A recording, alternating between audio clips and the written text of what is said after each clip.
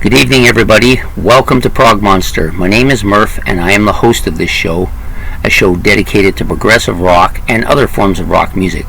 So we're back here with our series, and I know it's a bit of a delay. It was supposed to come out this morning. I didn't realize it right away, and then once I started trying to figure it out, discovered that it wasn't. It was had a little bit of a defect to it, and it wouldn't upload, and I didn't realize it when I uploaded it yesterday. So by the time I did realize it, I had to go back and find my notes and make this video, which I'm doing now, to upload it. And so we're going to attempt to do it again, and then I'm doing the other one as well at the same time. So we should be back at the 8 o'clock part, which I like to do my series videos at in the morning. And I do apologize, I seem to be in a bit of a rut with this series this time, but we'll do the best we can, and we're still going to get it out no matter what. Okay, so the battle today is series number 3, or episode number 3 in the series, coming out, battle number 3. There are 32 bands in this series, and we've had 2 episodes already. This is the 3rd one. The 2 bands in question here, okay, so this is a little bit difficult. One of the bands is called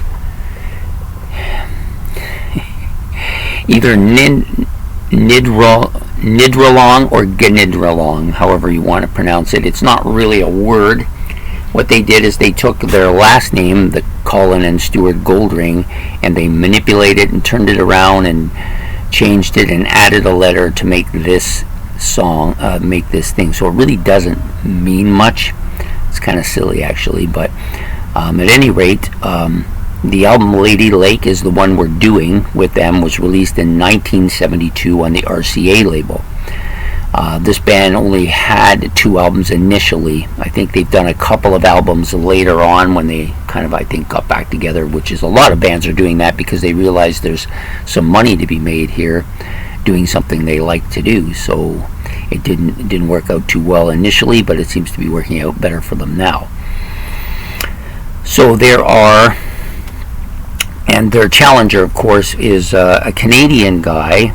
They are British, I believe, and he's a Canadian. I think this guy's Canadian, Robert Connelly. The album is Plateau from 1978 under Chiquita Records, or Chiquita, like Chiquita Banana type records. I'm not sure of that, how he pronounced the record label's name, but I think it's probably Chiquita. Anyways, so his album is Plateau, came out in about 6 years after the Gnidrolog. I'm going to call it Gnidrolog. If somebody thinks the G should be silent, to me it should be silent if you're using it this way, but it's not really a word, so I don't know what you want to call it. It's a bit on the silly side, but at any rate, so this band, we'll do them first. Their band, to me, they sound the most. If you're trying to think of a band that they sound the most like, I think you wouldn't be wrong to go with Caravan. This is a band. They have some similarities. The 2 bands have very similar styles, and I think this band may be a little bit better instrumentally than Caravan, but overall they have a very similar sound. So anyways, they it's the brothers Colin and Stuart Goldring are the main guys in the band at this point in time. I don't know if it's the truth now, but that's what it was then. There are 6 tracks on the album. Very progressive sounding album, very similar to Caravan. Perhaps they came from the Canterbury scene as well. I don't know. When I do these series, I don't usually do a lot of research into the bands. I'm here to listen to the music. If I like the music, then I'll start exploring the bands. In some cases, I have to go and explore it a bit because there may be something in there that is confusing that I need to understand in order to make the video. In the case of this band, I wasn't sure how to pronounce the name, so I had to go look and see where they were from to see if they were indeed from a country that maybe they don't pronounce the G or not G. And then I found out that it's actually just a rearranging of their last name, and they've got a few silly things like that in their music, but the music itself is really good. The musicianship in this band is excellent. The arrangements of the songs are good musically anyways, and the lyrics sound pretty good. The vocals are a bit weak, I think, but we'll get into it first. I'll talk a little bit about it. So you've got 6 tracks here. I liked all 6 tracks. The first track I thought was really good, a very dominating track.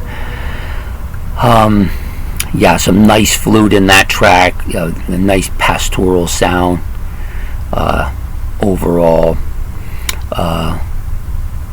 And there's some classical guitar bit in this song that I like a lot. I'm talking about the first song on there, and some flute as well. The flute is actually fairly dominant on this album. There's a lot of it.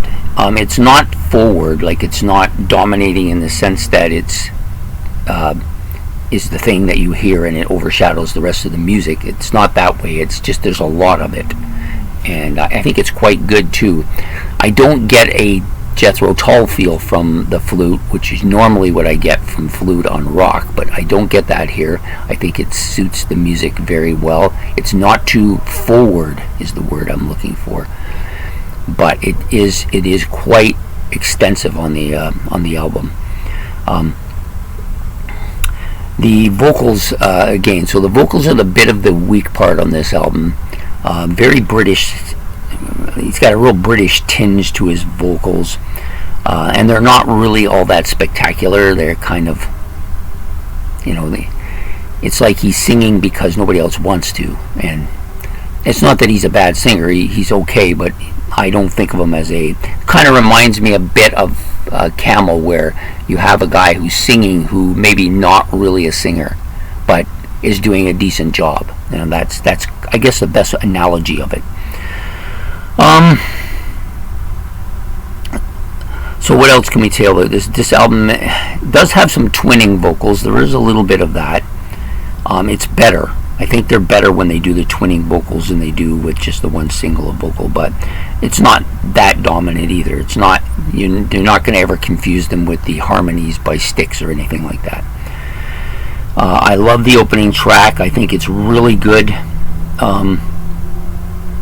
I think it's the one, I Could Never Be a Soldier. It's a pretty solid track. It's very lengthy too. Lots of instrumentation on here. You get to see, especially with the bass and the keyboard and the guitar, pretty dominating. The drum part not so dominating on the opening track, but much more dominating later on. What else can I tell you about this? Arrangements are complex and quite good. Like, this is some sophistication in the musical aspect. The lyrics is difficult to really follow them. They're not bad. I don't think they don't sound silly like sometimes I get with Camel, where they seem kind of very simplistic for such complex music. But I don't feel that way about these lyrics, but I simply think that the musicianship is outstanding with this group. There's some heavy parts on this album too, especially with the bass and the guitar. They really are dominating at different aspects of this album.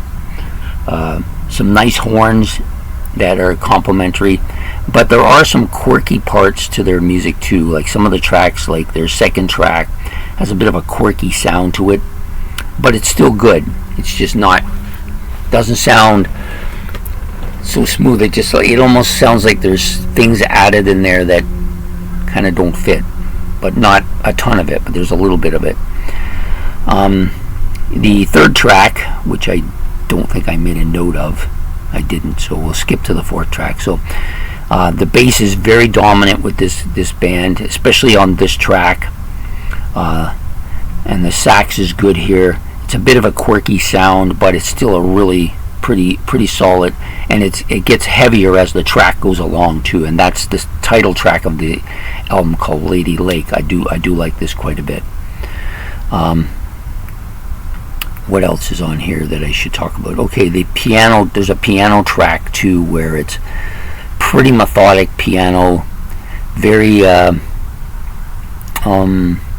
yeah, just really kind of a bit of a mellow song with lots of piano on it. I do like it. It's methodic. It's a good track. And then you have the last track, which is called Social Embarrassment. It's a little bit different.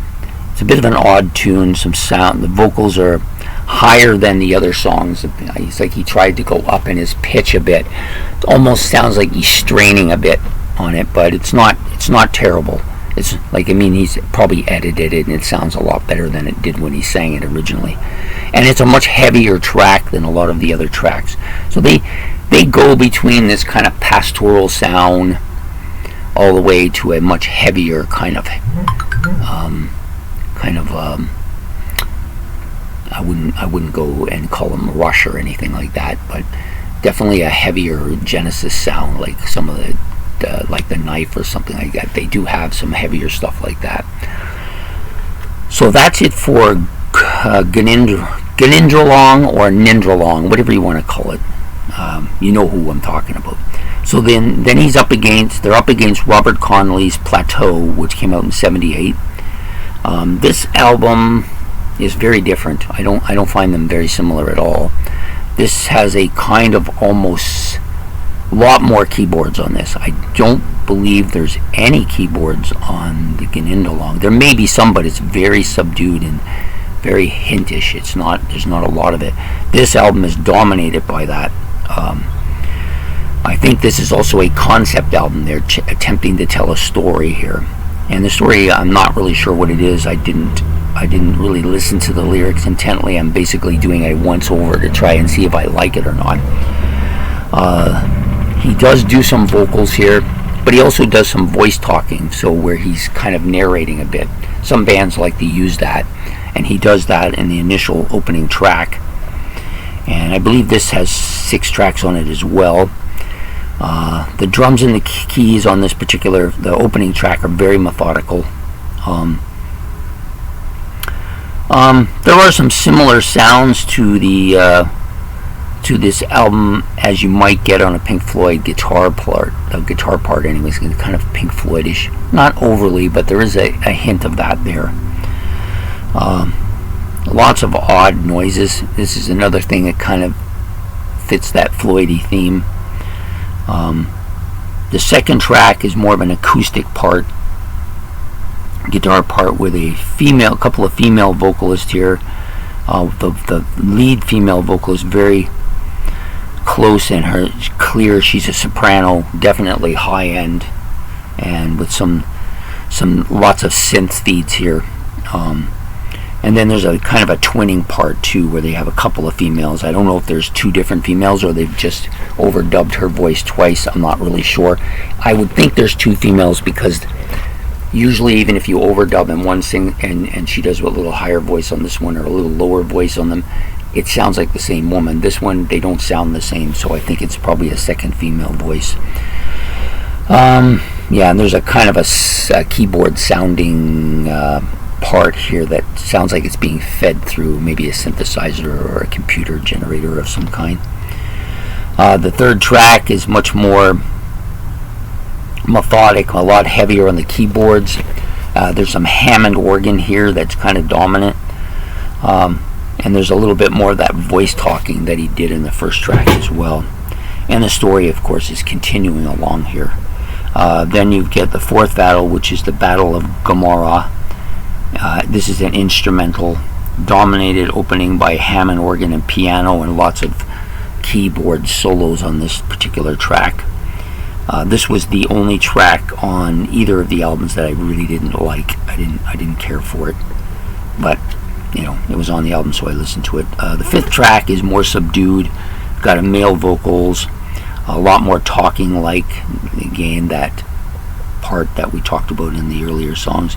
I think the keyboard part is a vibrosizer. It sounds like that. It's definitely fed through synths, whatever it is. It's got a definitely synth sound to it. And And of course the story continues, and it's male dominated vocals here too. There's only the one song with the female vocals in it, and then the rest is male dominated for the songs that actually have vocals on it, and there's a few that don't. The next track, yeah, and that's on that album. That song is kind of dominated a little bit more by the drums and the organ. The last track is more of a straight ahead rocker. This is a little bit more of a guitar part in it. It has a lot more keyboards and synthesizers, and the bass is pretty strong on this particular track. The bass is pretty dominant on this track, I think, and it's the only song like that where if the Gnidrolog have all four of the guys who were quite good instrumentally, I think. On this album, they may be just as good. It's hard to tell. They're not as complex, I guess is the word, as they were on the Gnidrolog. That's what I'm going to call it. Gnidrolog album. It's just they're not as complex as they are in Gnidrolog, which is very complex. The drumming especially is really good, guitar really good, bass is very prominent, and they don't tend to have any keyboards, but the flute player takes that spot, so kind of makes up for it. So both really interesting albums, but I think very different in a lot of ways. The Robert Connelly album to me is passable. I don't dislike the album. It's not a bad album, but I just don't find it terribly memorable. I guess the story is okay if you want to study it a bit, but the other album is a much stronger album, probably one of my favorites so far in this tournament, and so I'm giving them the win here. So I hope that's gone on a little bit longer. Some of these are going to be long initially because it's the first time through the bands. But anyways, I hope you like this episode. If you did, please like and subscribe. If you got any comments about either album or either band, you're more than welcome to make them below. There may be things that I'm missing here that maybe I need to be brought to my attention, because this is my first encounter with either band. So Gnidrolog's Lady Lake, which is the title of the album, will go on to the next round, and we will see you then. Take care. Bye.